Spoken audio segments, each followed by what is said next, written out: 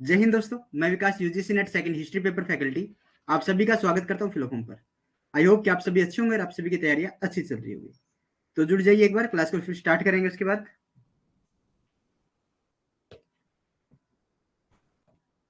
Good evening भाई Paramdeep, good evening बहन Anjali, good evening.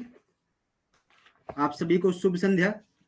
जुड़ जाइए एक बार, क्लास को शुरू करेंगे फिर उसके बाद।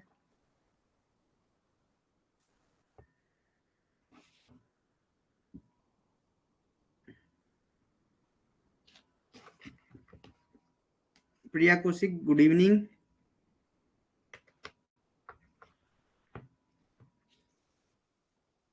जिस भी बच्चे ने अभी तक हमारे टेलीग्राम को ग्रुप को ज्वाइन नहीं किया, इसको ज्वाइन कर लो, व्हाट्सएप ग्रुप को ज्वाइन कर लो, ताकि यूजीसी नेट के रिगार्डिंग अगर आपकी कोई न्यू अपडेट आती है तो यहाँ पर आपको मिल जाती है। हमारे इंस्टाग्राम पेज को फॉलो करो, यहाँ पर शॉर्ट्स वीडियो डलती है जो आपके लिए point two point knowledge fact रखती है। फिलोफोम पर पेपर फर्स्ट और पेपर सेकंड दोनों की क्लासेस चली हुई है। बैच स्टार्ट है। 1999 आपको पे करना होगा अगर आप ओनली कोई भी एक पेपर खरीदते हैं। अगर आप दोनों पेपर परचेज करते हैं तो 2999 आपको पे करना रहता है। ठीक है, आप कूपन कोड यूज कर सकते हैं VI के 10, तो आपको 10% ऑफ मिलता है फिलोफोम के हर बैच पर। रेनू, गुड इवनिंग बहन। इसके अंदर आपकी लाइव क्लासेस रहती है, MCQ प्रैक्टिस आपका रहेगा, नोट्स आपके लिए रहते हैं इसमें। और नोट्स से मुझे याद आया, मैंने आपके नोट्स अपलोड कर दिए हैं। एक न्यू फोल्डर बना है आधुनिक भारत के नोट्स के नाम से, तो उसमें शायद आपने अपना जो फोल्डर वो चेक भी कर लिया होगा लगभग सभी को।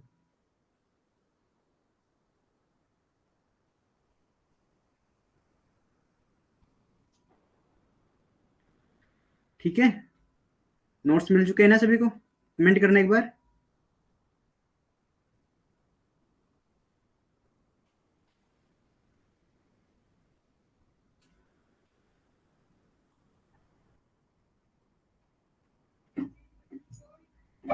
जी, तो ठीक है, उन नोट्स के आप प्रिंट निकाल लीजिए और अपना यूज करना स्टार्ट कर दीजिए।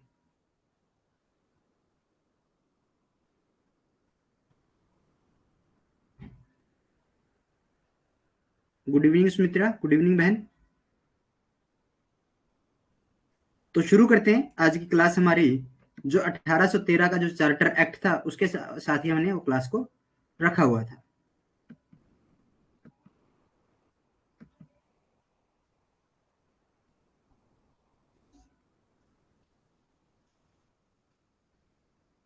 तो शुरू करते हैं क्लास को।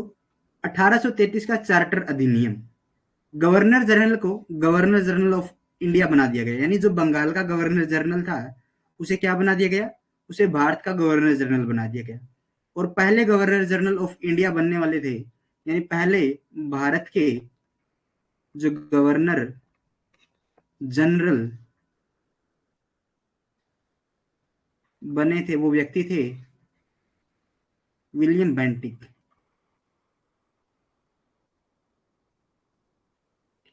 कौन है? William Bentinck. मैंने सुबह ही डाल दिए थे भाई, सुबह मुझे समय तो लगा काफी। मैं 9 बजे के बाद ही लगा था उनके ऊपर नोट्स बनाने के लिए आपको, और 12 बज चुके थे मुझे दिन के, सुबह 9 बजे से। तो काफी मेहनत करनी पड़ी उनके लिए, और लेकिन हो गया। अच्छी बात यह है कि अंत भला तो सब भला, वो अपलोड हो गए, ये लिए सबकी अच्छी बात ये रही है। बिल्कुल कंटेंट वाले ऑप्शन में है आपके लिए, विलियम बेंटिंग थे।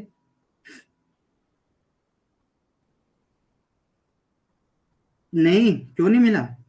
आधुनिक भारत के नाम से नोट्स है, ऐसा मत बोलो। मैं जितने भी आपके जो भी आपका कोर्स है हर कोर्स में अपडेट है वो, ऐसे मत बोलो बहन।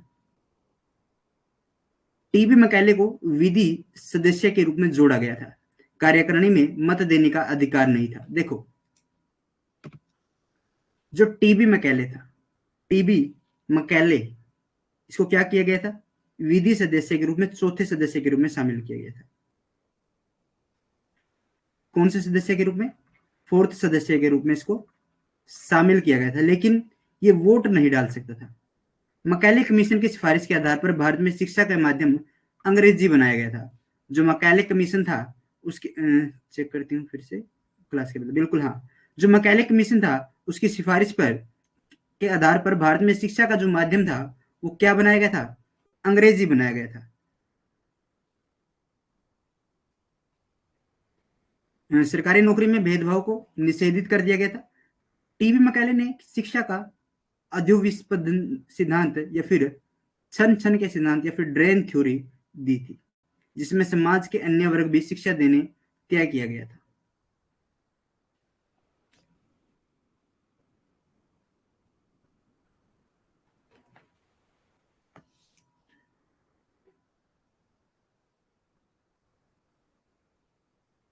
इसमें सती प्रथा, दास प्रथा और कन्यावध को अवैध घोषित कर दिया था। अब 1833 का जो चार्टर एक्ट था, तो उसने क्या कर दिया था? बिल्कुल हाँ, ये फर्स्ट स्लाइड है रेखा। तो जो 1833 का जो चार्टर एक्ट था, उसमें क्या कर दिया गया था? सती प्रथा निषेध कर दिया गया था, दास प्रथा निषेध कर दिया गया था, कन्यावध को अवैध घोषित कर दिया गया था। कंपनी की जो व्यापार करने की स्थिति थी, उसे 20 वर्ष और बढ़ा दिया गया था। ये 1833 का जो अधिनियम था, चार्टर एक्ट जो था, ये अधिनियम तीसरा अधिनियम था कंपनी के रिगार्डिंग। बंगाल के गवर्नर जनरल को संपूर्ण भारत का गवर्नर जनरल बना दिया गया। ठीक है। और अब इसे जो परिषद थी गवर्नर जनरल की,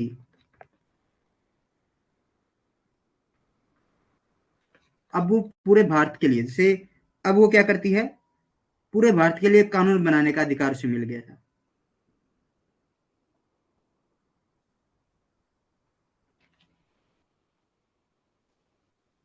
कंपनी का जो व्यापार था, जो चाय के साथ व्यापार करती थी, वो चाय वह चीन के साथ एकमात्र ये व्यापार करती थी। तो ये जो कंपनी का अधिकार था, इसे समाप्त कर दिया गया।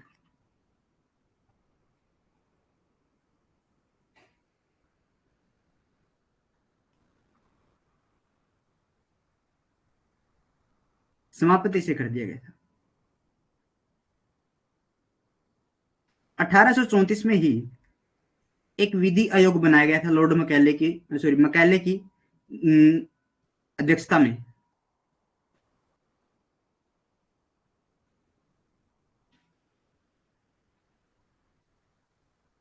ठीक है। 4 सदस्यीय था ये। क्या था? विधि सदस्यों के रूप में जोड़ा गया था। और 1834 में अगर आपसे पूछे कि पहला विधि आयोग किसके नेतृत्व में बना था, तो मैकाले के नेतृत्व में बना था। किसके नेतृत्व में बना था भाई? मैकाले के नेतृत्व में बना था।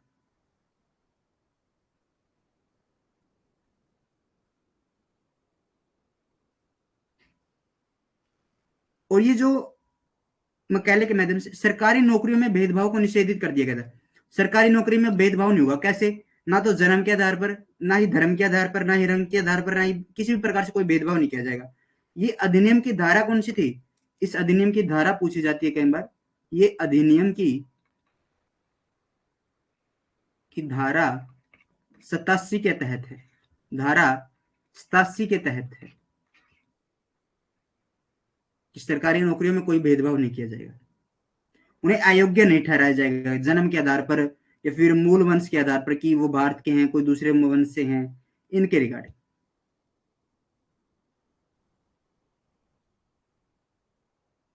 इस अधिनियम पर अगर मैं प्रभाव की बात करूं, तो प्रभाव इस अधिनियम पर किसका था? लॉर्ड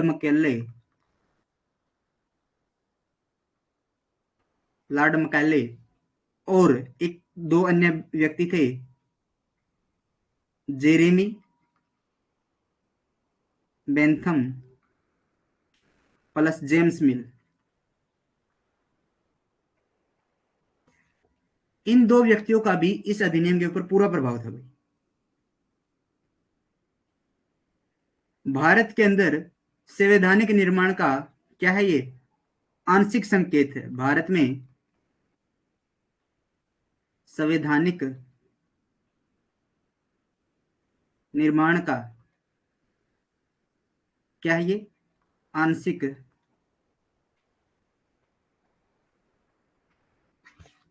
संकेत है। क्लियर है?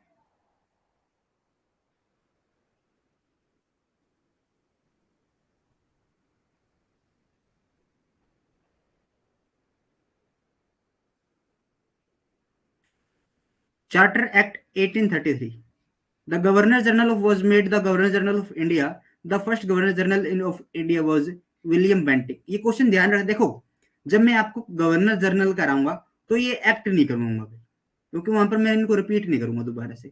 वहां पर मैं डायरेक्ट आपको बंगाल के गवर्नर से शुरू कर बंगाल का गवर्नर जनरल, फिर भारत का गवर्नर जनरल, फिर भारत के वायसराय, फिर दोबारा भारत का गवर्नर जनरल, सीधा वो कराऊंगा।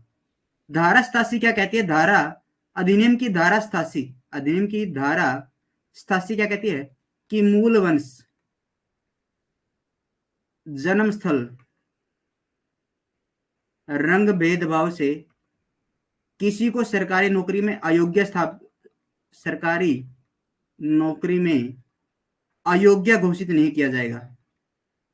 क्यों? क्योंकि भारत में जो शिक्षा का जो मोड बना गया था वो इंग्लिश था। कैसा मोड था? इंग्लिश मोड उसे बना दिया गया था। इंग्लिश मीडियम एजुकेशन यहाँ पर कर दी गई थी। गवर्नमेंट जॉब के अंदर कोई किसी भी प्रकार का प्रोहिबिट नहीं होगा, उनको रोका नहीं जाएगा। टीबी मैकेले गेव, ये इसने सिद्धांत दिया था for the principle of the filtration on the drain theory of education, education की ड्रेन थ्योरी उसने दी थी, in which decide to provide education to other sections of the society, कि सोसाइटी का हर व्यक्ति को उसको एजुकेशन उसको देनी चाहिए। ये क्यों किया भाई? क्योंकि इंग्लिश के अंदर उसने यहाँ पर देखो, अगर मान लीजिए हम किसी देश में, पहले तो भारत का ही नक्शा अच्छे से बनाते हैं, काफी टाइम लगभग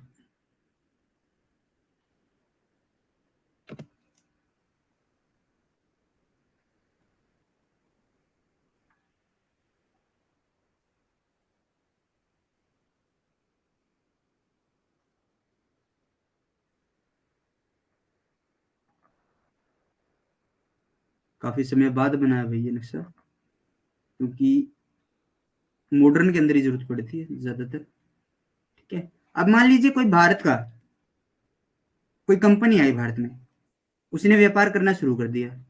अब व्यापार वो कैसे करेगी? अगर मान लीजिए ये ब्रिटेन से यहाँ से आए, तो ब्रिटेन से जहां से आए, अगर ये यहाँ से मजदूर लेकर आएगी ब्रिटेन से, तो ब्रिटेन से अगर कोई मजदूर लेकर ये यहाँ पर आएगी तो उसको क्या पड़ेगा? ये वो महंगा पड़ेगा। अगर कोई एम्प्लॉय लेकर ये ब्रिटेन से आएगी तो यहाँ पर क्या पड़ेगा? महंगा पड़ेगा। तो इन्होंने क्या चाहा कि हम एम्प्लॉय भारत में ही पैदा करें। तो ये जानते कौन से थे? इंग्लिश। ये जानते नहीं थे संस्कृत, इंग्लिश संस्कृत नहीं जानते थे। तो अब इनको संस्कृत कोई सिखाए नहीं क्योंकि ये विदेशी हैं। और हाँ, गुजरात वाला बिगड़ गया भाई। ठीक है, काफी टाइम प्रैक्टिस के बाद ही बन पाएगा भाई, ऐसे करके।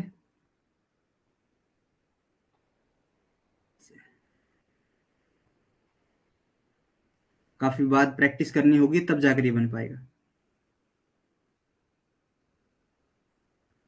क्योंकि तबीयत खराब होने के बाद तो ऑफलाइन पढ़ाना छोड़ दिया था। तो ऑफलाइन तो बोर्ड के ऊपर काम करते थे, तो वहां पर तो कोई प्रॉब्लम आती नहीं थी उसमें। लगभग 5 से 6 महीने हो गए ऑफलाइन छोड़े, तो उसमें वो प्रॉब्लम्स आ रही थी।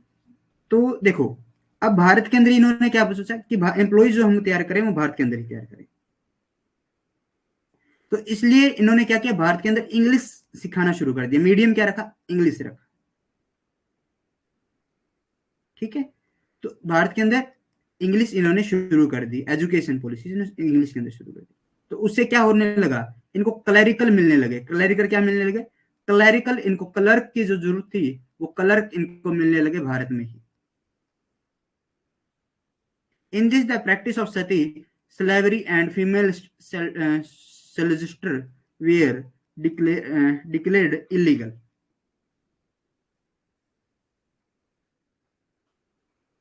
समझ में आ गया?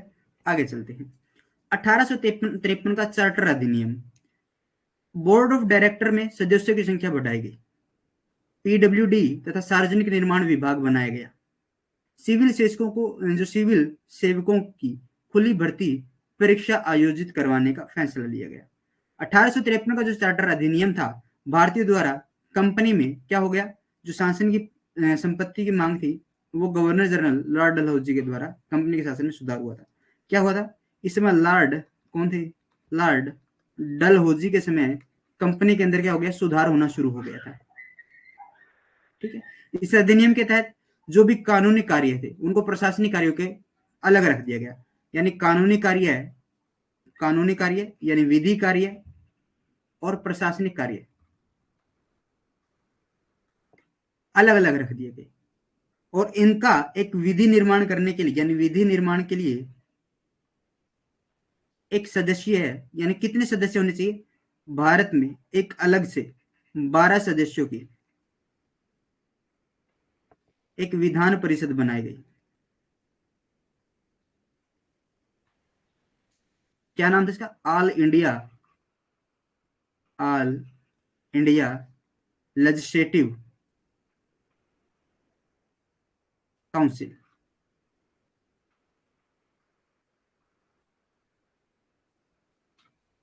ऑल इंडिया लेजिस्लेटिव काउंसिल का गठन किया गया। इसके सदस्य बनकर सर्वप्रथम क्या हुआ था, सर्वप्रथम इसके सदस्य क्षेत्रीय प्रतिनिधित्व का सिद्धांत लागू किया था।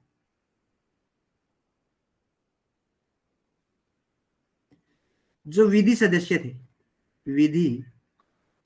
थे उन्हें क्या कर दिया गया, गवर्नर जनरल की परिषद का पूर्ण सदस्य घोषित किया गया। पूर्ण सदस्य बना दिया गया। ठीक है। कंपनी के कर्मचारियों की नियुक्ति के लिए नामजदगी यानी उनके स्थान पर क्या हुआ, प्रतियोगिता रख दी गई। अब क्या भाई, उनको जैसे प्रतियोगिताएं रख दी, यानी पहले क्या होता था कि किसी को भी ऐसी भर्ती कर लिया, यानी किसी ने मनसब दी, किसी ने जागीर अच्छी दे दी, किसी ने धन इकट्ठा करके अच्छा दे, तो उसको क्या करते थे, नामजदगी उसको बोलते, नामजदगी। नाम जदगी के स्थान पर क्या कर दिया, अब क्या रख दिया उन्होंने, प्रतियोगिता स्थापित कर दी और प्रतियोगिता को आधार बनाया। एक निदेशक मंडल था और उस निदेशक मंडल के, मैं रफ कर रहा हूं इसको, चलो यहां पर लिख देता हूं। एक क्या था, निदेशक मंडल बनाया गया।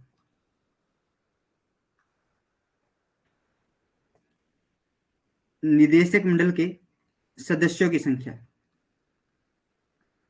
जो 24 थी पहले, वो कम करके क्या कर दी गई थी, 18 कर दी गई थी। क्या कर दी गई थी, 18 कर दी गई थी।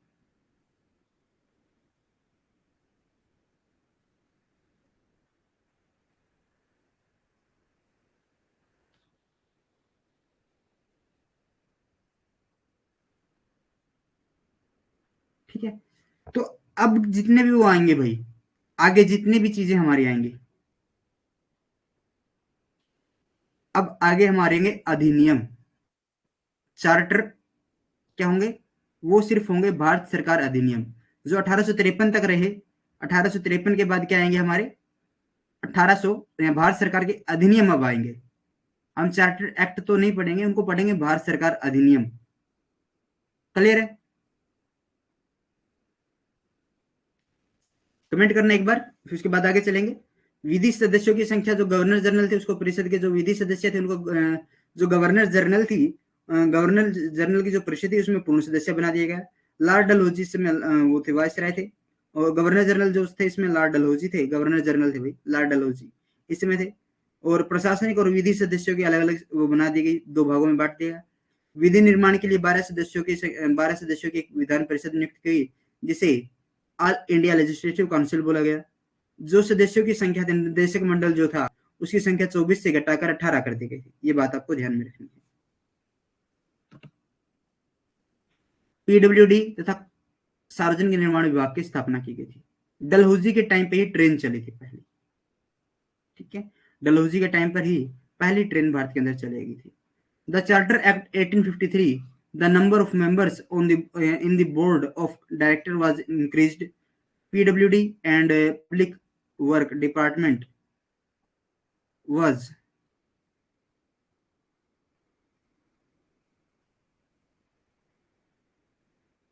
created. Provision of the counseling open requirement examination of civil servants। आगे आ जाता है, देखो अब क्या होगा, भारत सरकार अधिनियम, भारत सरकार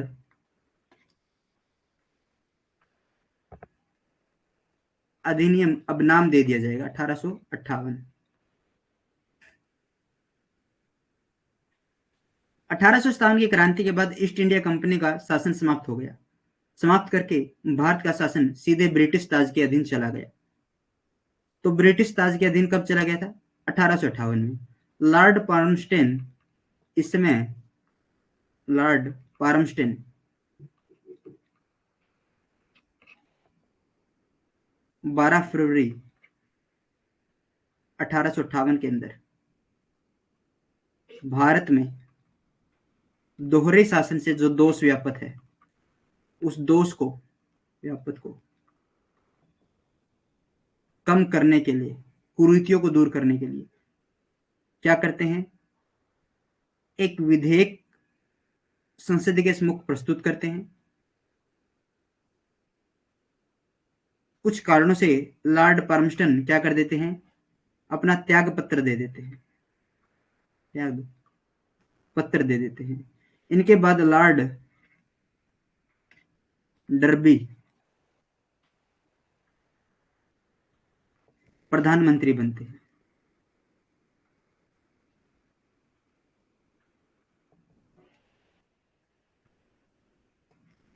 और 2 अगस्त 1858 को इंग्लैंड की महारानी विक्टोरिया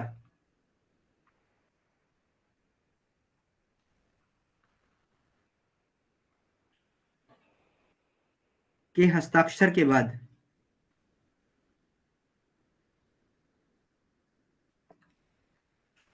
भारत शासन अधिनियम पारित हुआ था। भारत शासन अधिनियम 1858 पारित हुआ था। ठीक है, देखो लेकर कौन आया? लॉर्ड पार्मस्टन। दोहरे शासन के दोषों को दूर करने के लिए एक विधेयक संसद के रूप में सामने प्रस्तुत किया, किंतु कुछ कारणों की वजह से इसने क्या कर दिया? पार्मस्टन ने इस्तीफा दे दिया। और उसके बाद लॉर्ड डर्बी क्या बने? प्रधानमंत्री बने। अगर आपसे पूछे कि 1857 की क्रांति के समय भारत का प्रधानमंत्री कौन था? जो इंग्लैंड में बनता था, भारत में नहीं बनता था, इंग्लैंड में बनता था। तो लोग कौन थे? लॉर्ड पार्मस्टन थे। ठीक है, कौन बनते थे? लॉर्ड पार्मस्टन थे। दोहरे जो शासन था उसके दोषों को दूर करने के लिए ये किया गया था। उसके बाद प्रधानमंत्री कौन बने?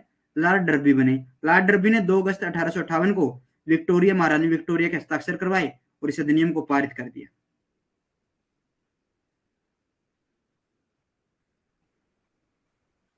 और इस अधिनियम की जो ये घोषणा थी कि भारत का जो शासन है वो ब्रिटिश ताज के अंदर चला गया, इस बात की घोषणा किस व्यक्ति ने की थी? कमेंट करना एक बार। इस बात की घोषणा जो की थी वो की थी लॉर्ड कैनिंग ने। कहां पर की थी? इलाहाबाद में। समय 1 नवंबर, 1 नवंबर 1858।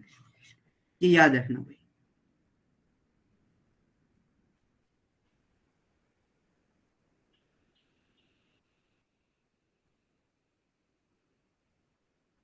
ठीक है, लॉर्ड कैनिंग ने ये घोषणा की थी।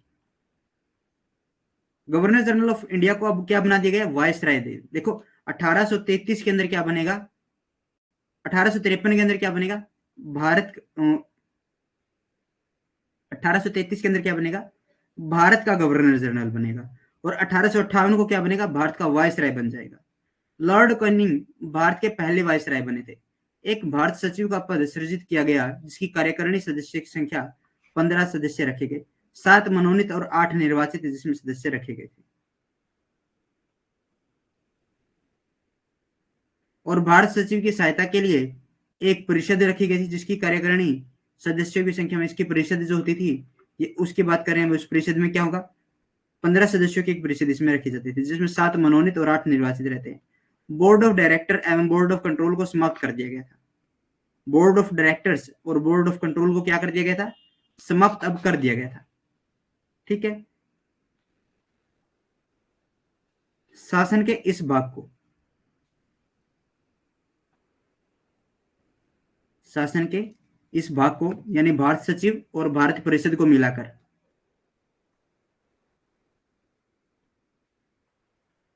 भारत सचिव प्लस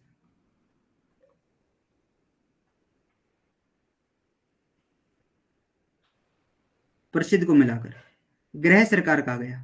क्या नाम दिया गया? गृह सरकार का नाम दिया गया। इसे क्या कहा गया? होम गवर्नमेंट इसको नाम कहा गया। बोर्ड ऑफ कंट्रोल और बोर्ड ऑफ डायरेक्टर्स को बंद कर दिया, उनको खत्म कर दिया। 1858 के अधिनियम के तहत क्या कर दिया? जो बोर्ड ऑफ डायरेक्टर्स थे, हमने जब उनको पढ़ा था, एक कार्यकारिणी सदस्य नियुक्त किए गए थे जब कंपनी बनी थी। बोर्ड ऑफ कंट्रोल, ये दोनों चीजें उस समय थी। जब कंपनी बनी थी तो दोनों चीजें स्थापित की गई थी। अब उनको समाप्त करके क्या बनाया गया? भारत सचिव और भारत परिषद बनाई गई। गृह सरकार इनको नाम दिया गया। भारत सचिव और उसकी परिषद का वेतन कहां से दिया जाएगा? भारत से दिया जाएगा। यह प्रावधान भी किया गया। भारत सचिव कौन होता है? भारत सचिव भारत परिषद का अध्यक्ष होता है। भारत परिषद का अध्यक्ष होता है और निर्णायक मत देता है।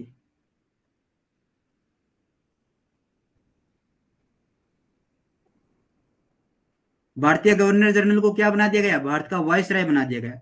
और लॉर्ड कैनिंग, सर एक बार सरकार को डिफाइन कर दीजिए, डेफिनेशन।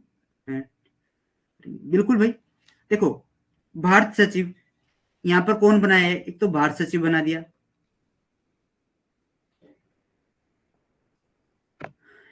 एक बात समझो,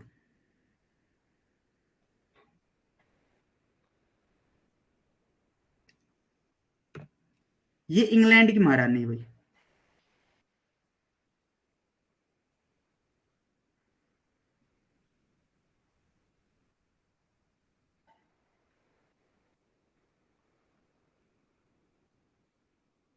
ये भारत के वायसराय हैं, गवर्नर जनरल। ठीक है, कहां पर है ये तो भारत में। भारत में क्या हुई? 1857 की क्रांति हुई, कैनिंग है ये। 1857 की क्रांति में हमने खूब पीटा इनको, हालांकि हम हार गए। हमने अंग्रेजों को अच्छी तरह से पीटा था। ठीक है, 1857 की क्रांति असफल जरूर रही, लेकिन अच्छे बुरी तरह से इनको हम धोया धोया था हमने। तो इसने बोला कि महारानी जी अब मुझे भारत में नहीं रहना, भारत के लोग बड़ी बुरी तरह से मारते हैं। हरा दिया हमने, लेकिन बड़ी बुरी तरह से हम पीटे हैं। आप भारत में आ जाइए, एक बार हम बैठ के बात करते हैं। तो ये बोले भाई आपने मैंने फोन किया आपके पास, भाई मैंने आपको पास फोन किया। समझने की बात समझो एक बार, वैसे वैसे फोन वगैरह कुछ नहीं किया था, समझने की बात कि मैंने आपके पास फोन किया जब मुझे पीट रहे थे, तो मेरा फोन नहीं उठाया आपने। बोले कि मैं कुछ काम कर रही थी अपने घर के। फिर बोले जी ऐसे काम नहीं चलेगा, ये तो कल को मुझे मार देंगे, फिर आप तब भी फोन नहीं उठाओगे। ये बोले इनको कोई बंदा बीच में रख लो, कोई बंदा बीच में रख लो, कोई इंसान यहाँ पर रखो, कोई व्यक्ति बीच में रखो जो हमारी दोनों की बातें आपस में करवा सके। यानी मैं उसको कोई काम बोल दूं तो सीधा जाए और आपको बता दे। ये बोले इन्होंने कहा ठीक है रख ले। तो ये है भारत का सचिव।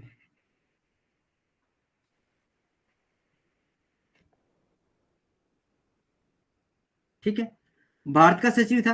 अब इसके साथ 15 सदस्य थे भाई। बोले अकेले तो काम नहीं करूंगा मैं भी, मुझे स्टाफ की जरूरत है। कितने चाहिए? 15 सदस्य चाहिए। 7 मनोनीत और 8 निर्वाचित दे दिए इनको। फिर ये बोला कि जी गवर्नर जनरल का जो नाम मेरे यहाँ पर लग रहा है उसकी बेइज्जती होगी जी, काफी बुरी बेइज्जती हुई 1857 की क्रांति में। मैंने ये नाम हटा दो और कोई दूसरा नाम दे दो। तो उसने नाम हटा दिया गवर्नर जनरल का और नाम दे दिया भारत का वायसराय। भारत का वायस राय नाम दे दिया। ये बात किस टाइम की? अब ये बात है 1858 के अधिनियम की। क्लियर? तो इन जो सदस्य हैं इनको मिलाकर और भारत सचिव को मिलाकर ही गृह सरकार बनेगी। क्या बनेगी? गृह सरकार, होम गवर्नमेंट वो बनेगी। अब बताओ भाई, कोई डाउट?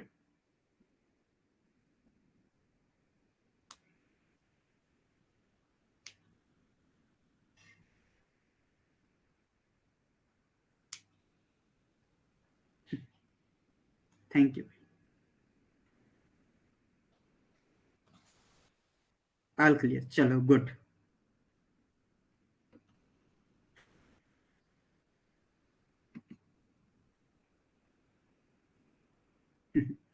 शुक्रिया भाई। Act of 1588। After the revolution 1857, the rule of the East India Company was ended and India was ruled directly under the British Crown. The Governor General of India was given the title of Viceroy. Lord Canning became the first Viceroy of India. Thank you, Smitra. The post of Secretary of India was created in whose executive 15 members of week were kept, 7 nominated or 8 elected. The board of directors and board of control was एबलिश्ड।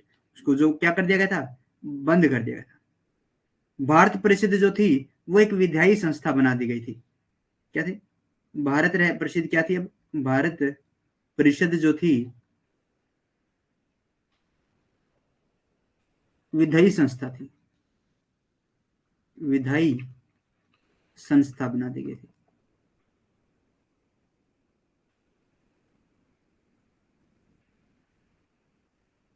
ठीक है, तो इससे अब क्या था कि भारत में जितने भी, ये तो अंग्रेज हो या फिर राजा है या भारत की जनता है, उसके लिए कानून बनाने का अधिकार अब किसके पास चला गया था? तो भारत परिषद के पास चला गया था।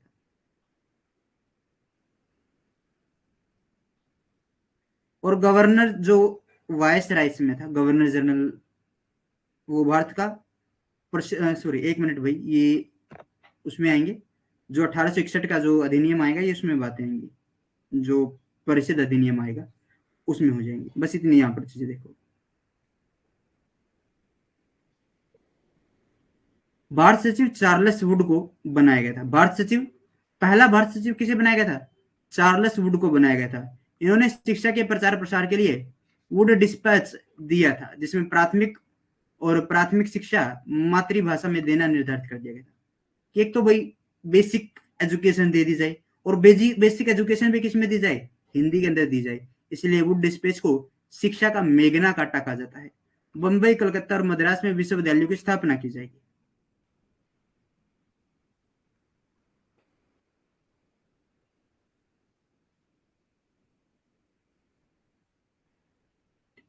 और 1861 में क्या होगा?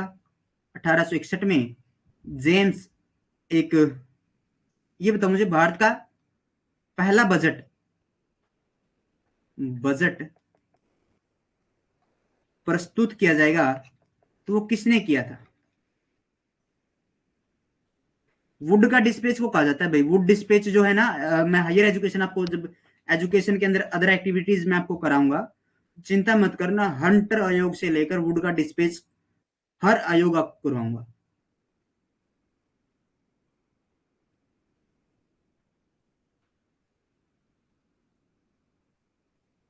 अपने नोट्स के अंदर भी देख लिया होगा, अगर किसी ने देखा होगा उनको ओपन करके, तो उनके अंदर भी मैंने वुड का डिस्पैच, ट्राइबल मूवमेंट, हर मूवमेंट रखा उसके अंदर।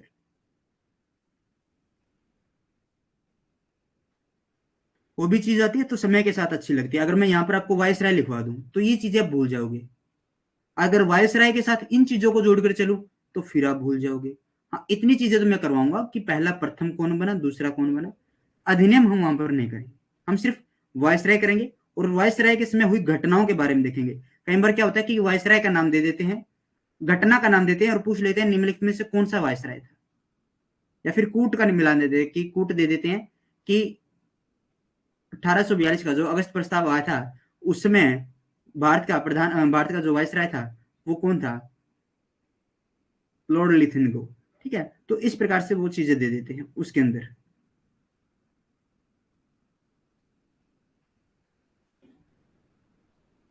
ठीक है, उनकी चीज अंदर मिलेगी बहन, मैंने खुद वहां पर डाली है, अगर नहीं डाली होगी, क्योंकि जब मैंने उनको अपडेट कंप्रेस के अंदर रखा था, तो शायद वहां से अगर मिस हो गई होगी, तो मैं दोबारा कोई ना कोई चीजें वहां पर लिखवा दूंगा। आप उसके अंदर आप नोट कर लेना अपने हाथ से, कुछ चीजें तो नोट कर लोगे ना, सभी चीजें ना नोट करके कुछ चीजें नोट कर लेना। ठीक है, तो बजट हो गया, बजट प्रस्तुत किया गया 1861 में भारत के अंदर। अब मुझे बताइए ये किसने पेश किया था?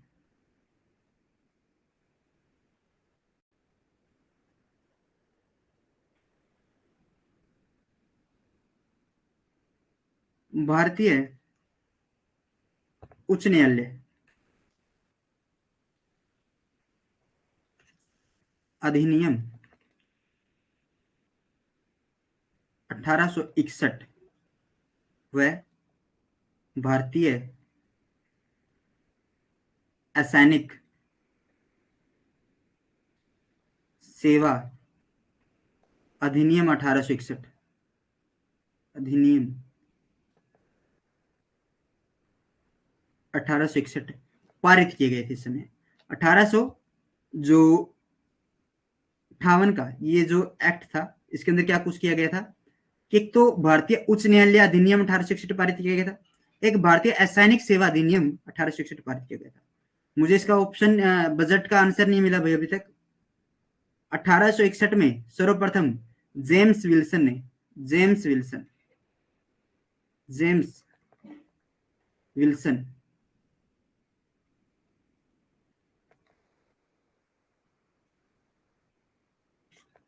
जेम्स विल्सन विल्सन ने क्या किया था? बजट पेश किया था। मुझे कल आपसे क्वेश्चन है, कल मुझे आप लेकर आओगे, मुझे आप बताओगे कि आजाद भारत का प्रथम बजट किसने पेश किया था?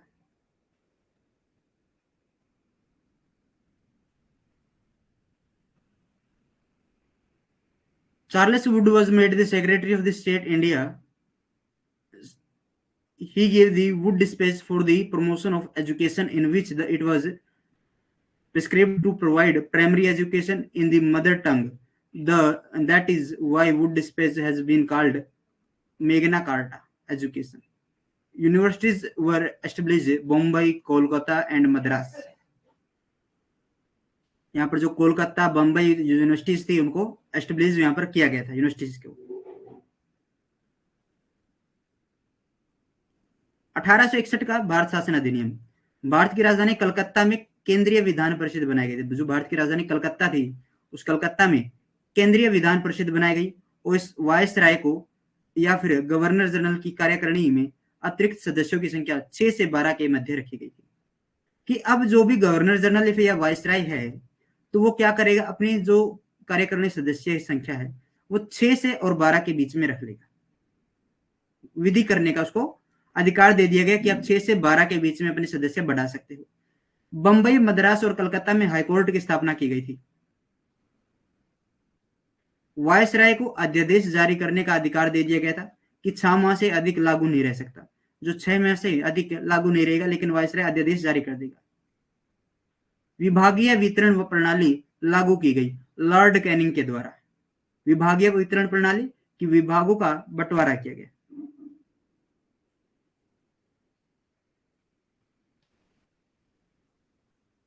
Government of India act 1861, the Central Legislative Council was formed in Kolkata, the capital of India. The number of additional members in the executive of the Viceroy or Governor General was kept between the 6 to 12 कि 6 से 12 सदस्य वो अपने जो council है उसके अंदर add कर सकते हैं। His court were established in Bombay, Madras and Kolkata. The Viceroy was given the power of the issue of ordinance which could not remain on the force of more than 6 months. अध्यादेश, भारत संविधान में अध्यादेश किस धारा के अधीन, किस अनुच्छेद के अधीन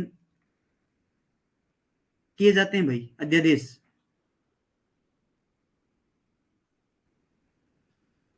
departmental distribution system was implement by Lord Canning.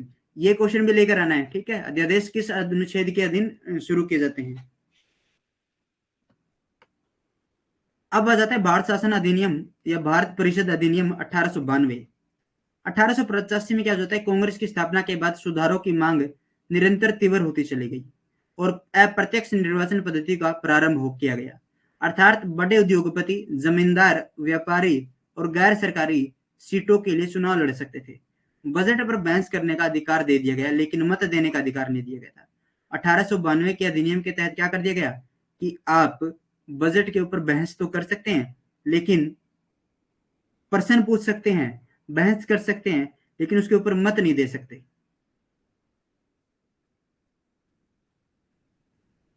जो सभाएं थी, सभाओं में भारतीय सदस्यों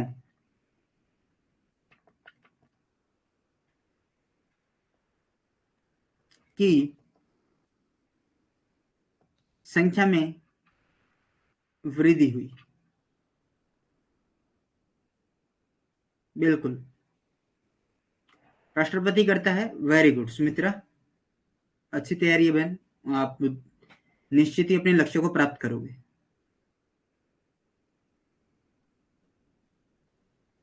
ठीक है, निर्वाचन पद्धति का आरंभ किया जाना था। इसमें क्या था? निर्वाचन पद्धति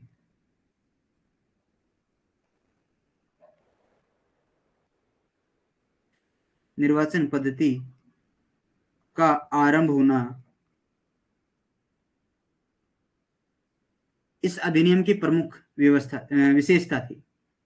नगर पालिका,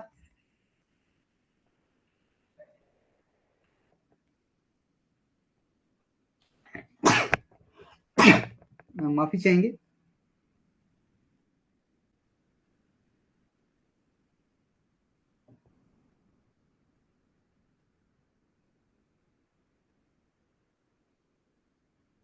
जी बिल्कुल, जो सभाएं थी उनके अंदर जो सदस्यों की संख्या थी कम से कम तो 10 और अधिक से अधिक 16 कर दी गई थी।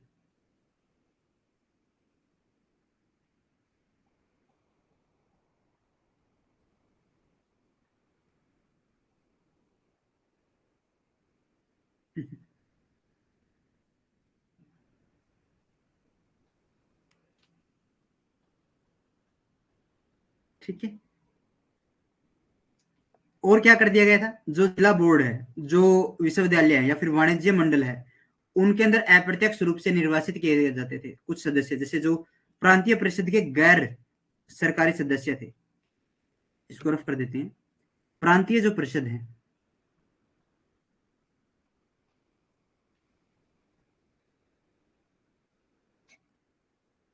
इसके जो सदस्य हैं, ये एक तो नगर पालिका,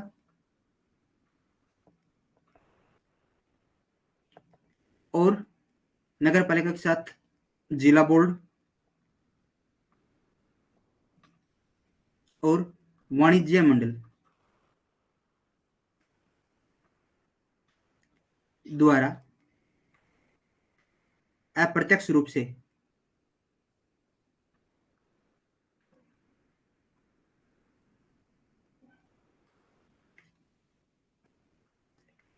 निर्वाचित किए जाते थे।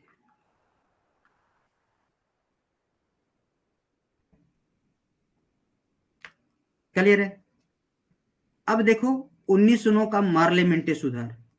जॉन मार्ले भारत सचिव और लॉर्ड मिंटो भारत के वायसराय थे। इन्होंने सुधार कानून दिया जिनका प्रावधान निम्नलिखित रूप से था। इनका प्रावधान क्या था? जो निम्नलिखित था।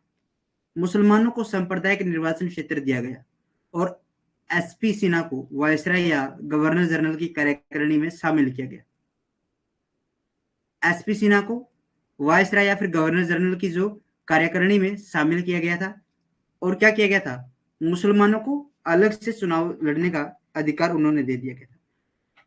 मार्ले मिंटो जो अधिनियम आया था, जो सुधार अधिनियम आया था, ये किसकी सिफारिश पर आया था भाई? सिफारिश पूछ ली जाती है, इसकी सिफारिश किसने की थी? अरुणडेल समिति ने। अरुणडेल समिति की सिफारिश पर भारत आया था।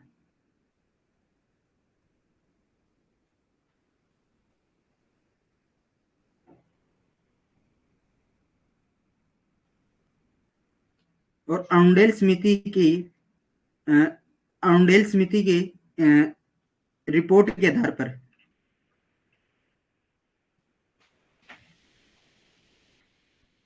आधार पर फरवरी 1900 2009 में पारित किया गया था।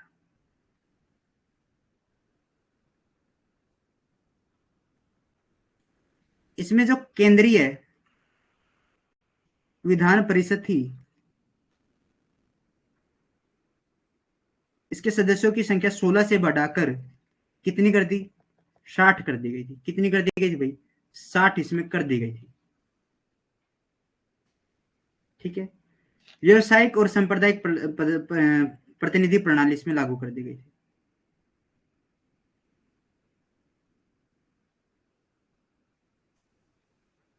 India Council Act of 1892, after the establishment of Congress in 1885, the demand for reform became increasing intense and the indirect election system was started.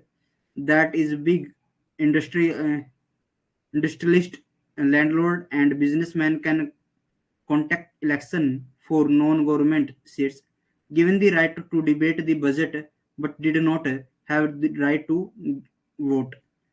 Marley Minto Reform Act 1909. John Morley was secretary. John Morley कौन है? सचिव है भारत के। और state of for India and Lord Minto viceroy of India. He was reform a law whose provision are as follows. Muslims were given communally elections, and SP Sinha was include the executive of the viceroy of or government of governor general. अब भारत शासन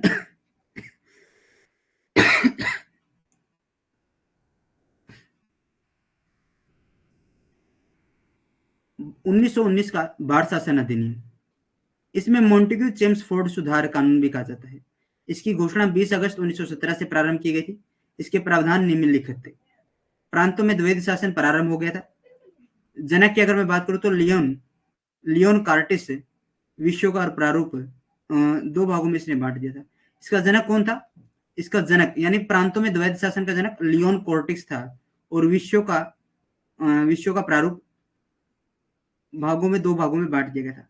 एक आरक्षित और दूसरा हस्तांतरित।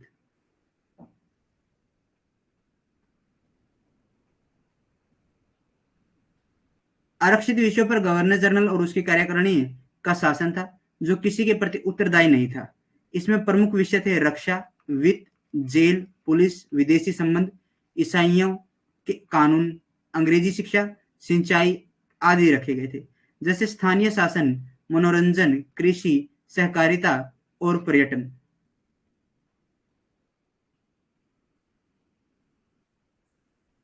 Government of Indian act 1999, it was also called the Montagu-Chelmsford Reform Law.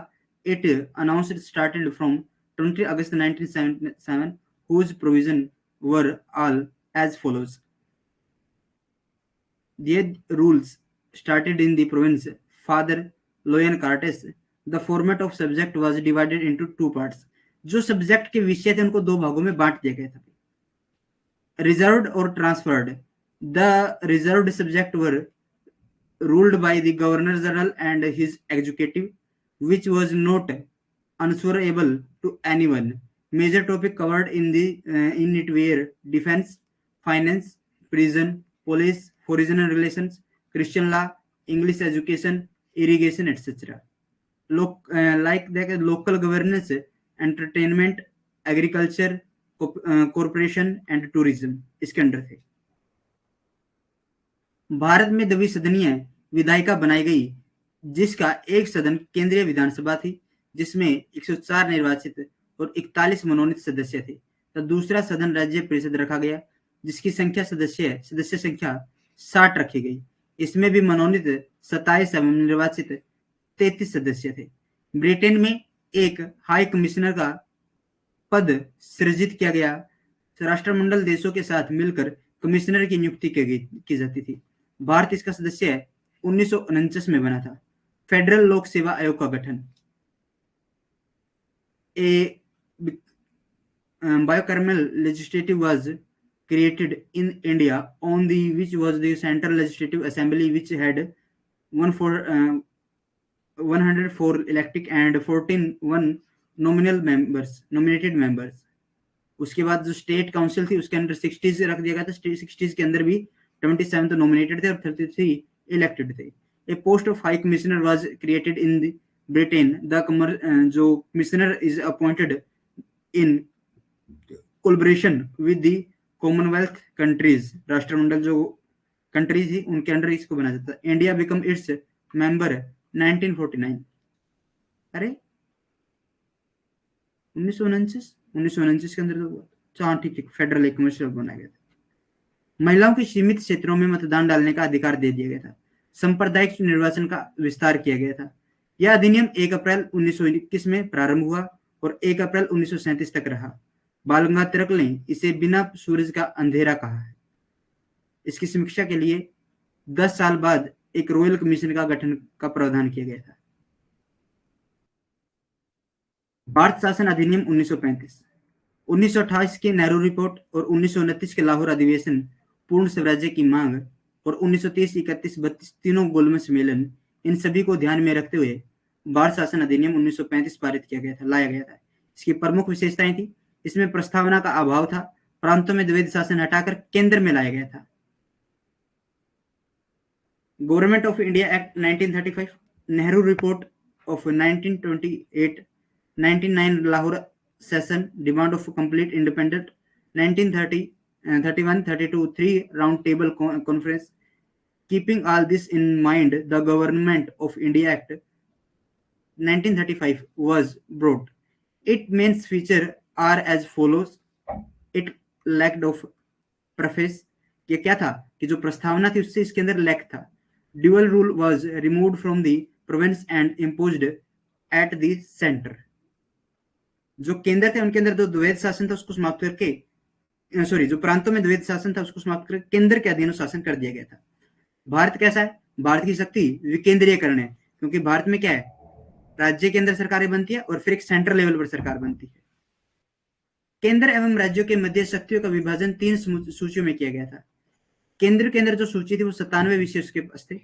राज्य सूची जो थी उसके 66 विषय थे। समवर्ती सूची क्या थी? 47 विषय थे।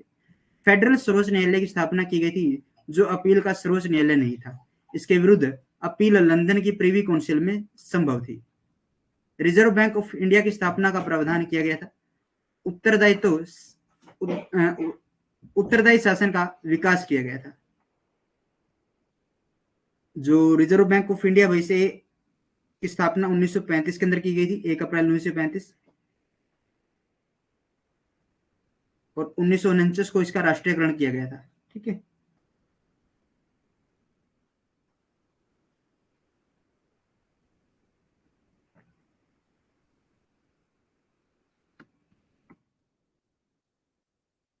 अखिल भारतीय संघ की स्थापना का प्रावधान किया गया था, जिसमें देशी रियासतों को मिलाना ऐच्छिक रखा। केंद्रीय एवं राज्य विधायकों का विस्तार किया गया था। पंडित जवाहरलाल नेहरू ने इस अधिनियम को ऐसी मोटर कार की संज्ञा दी थी जिसमें ब्रेक अनेक हैं लेकिन इंजन नहीं है। जो 1935 का जो अधिनियम था ये उसके बारे में बात करें। इसका लगभग 2/3 भाग सर नेक्स्ट क्लास स्टार्ट, कोई बात नहीं, वो सिर्फ 1 सेकंड बाकी है, उसमें हो जाएगा ये। इसका लगभग 2/3 भाग आगे चलकर भारतीय संविधान में रखा गया है। अगर आपसे पूछे कि भारत का संविधान किस अधिनियम से सबसे ज्यादा प्रभावित है, तो वो प्रभावित है भाई भारत शासन अधिनियम 1935। अगर देश पूछे तो देश की अगर मैं बात करूं तो देश ब्रिटेन से सबसे ज्यादा प्रभावित है। मुझे बताइए, मौलिक कर्तव्य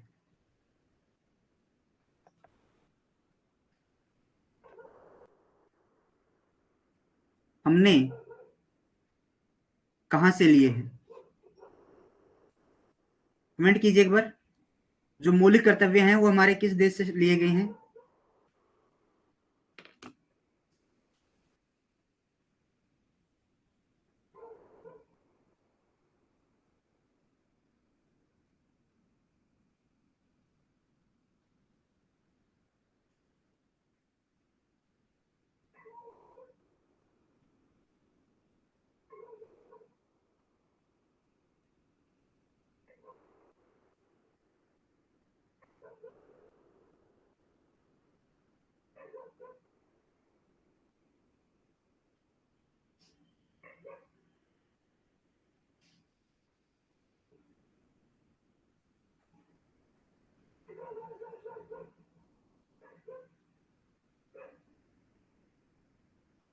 वेरी गुड। रेखा नंदल का अच्छे से आया रूस।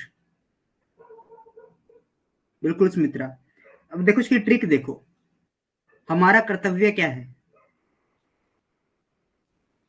हमारा कर्तव्य क्या है कि हम अपनों को रूसने न दें, अपनों को रूसने न दे। तो अपने अगर हमसे रूस गए तो हमारा क्या होगा, कर्तव्यों का हनन हो जाएगा। हमारा कर्तव्य क्या है कि हम अपने को रूसने ना दे। तो रूसना किससे रिलेटेड है, कर्तव्यों से। तो हमारा अपना कौन है, जब स्टार्टिंग से ही कोई देश हमारा साथ देते आ रहा है तो वो एक ही देश है, रूस या फिर यूएसएसआर, जो इसका गठन 1922 के अंदर, संयुक्त राष्ट्र संघ का निर्माण 1922 में किया गया था, लेनिन के द्वारा किया गया था। और 1991-92 के अंदर इसका विघटन हो गया था। अगर ऐसा ना समझ में आए तो समझना, दोस्त को रूसने मत देना कभी। तो दोस्त हमारा कौन है, रूस। तो हमें रूस को कभी रूसने नहीं देना है। तो ये क्या है, हमारा एक कर्तव्य है। कितने मौलिक कर्तव्य हैं हमारे, 10 थे भाई पहले। 86वां संविधान संशोधन किया गया 2000 में, 2 में। और 11वां मौलिक कर्तव्य बनाया गया था हमारा शिक्षा को लेकर, कि जो 6 से लेकर 14 साल के जो बच्चे हैं हमारे, उनकी हमारा मौलिक कर्तव्य बनता है कि हम उनको शिक्षा दिलाएं। ठीक है, और ये मौलिक अधिकार भी है हमारा भाई। बिल्कुल। तो इस क्लास को हम यहीं पर समाप्त करते हैं। फिर आप मुझे कमेंट करके बता दीजिए एक बार आपको क्लास कैसी लगी।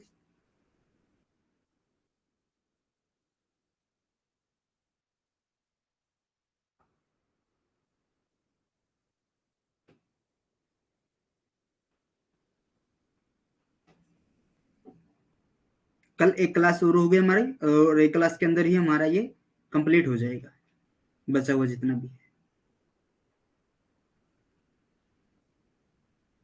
बिल्कुल निःशुल्क शिक्षा, 86वां संविधान संशोधन 2002।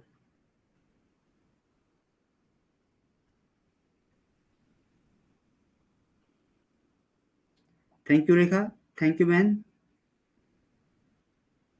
Thank you Renu, thank you Pramdeep बहन, आप सभी का धन्यवाद।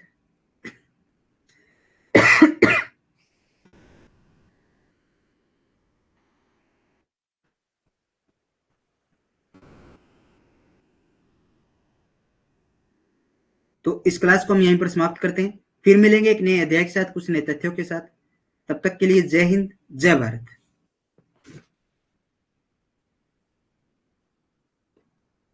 थैंक यू सुमित्रा बहन।